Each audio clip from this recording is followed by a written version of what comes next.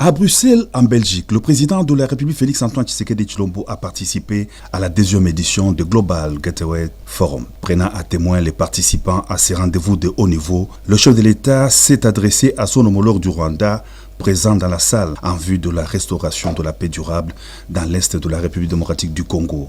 Je prends à témoin ce forum et le monde entier pour vous tendre la main afin que nous fassions la paix, a dit le chef de l'État, tout en soulignant que cela signifie que le président du Rwanda donne l'ordre aux troupes du M23 soutenues par son pays d'arrêter l'escalade qui a suffisamment fait des morts. Nous les comptons par millions depuis des années, a précisé le président de la République.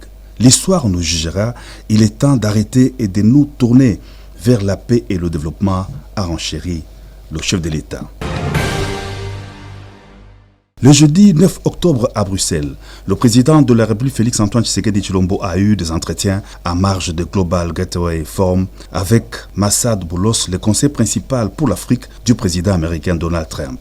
Les différents processus de paix conclus à Washington et à Doha et les soutiens des États-Unis d'Amérique pour leur réussite étaient au cœur des échanges. Parlant du processus de paix de Doha, au sortir de cette entrevue, Massad Boulos s'est dit optimiste quant au succès de cette démarche, même si les choses semblent prendre du temps, a-t-il souligné.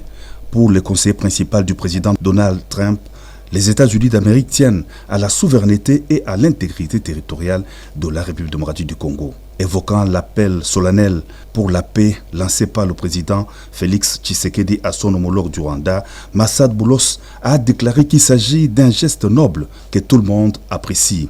C'est quelque chose de très positif qui donne un support qui permettra d'atteindre nos objectifs qui sont la paix et la stabilité dans la région, a indiqué le conseiller principal pour l'Afrique du président des États-Unis d'Amérique.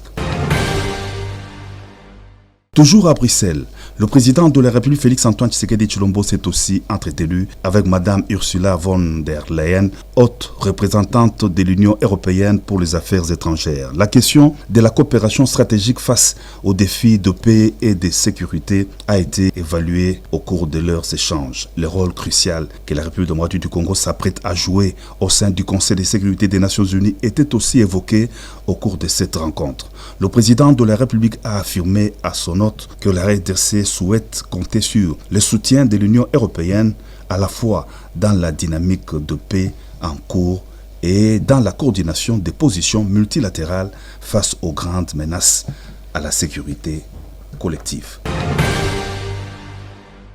Au pays, Mbuji-Mayi, chef-lieu de la province du Kasaï oriental, est doté d'une université moderne qui vient de sortir des terres.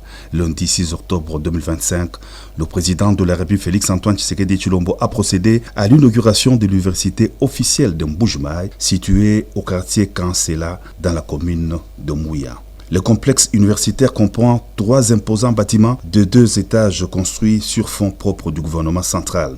Le premier complexe abrite 16 auditoires modernes d'une capacité de 200 places assises chacun.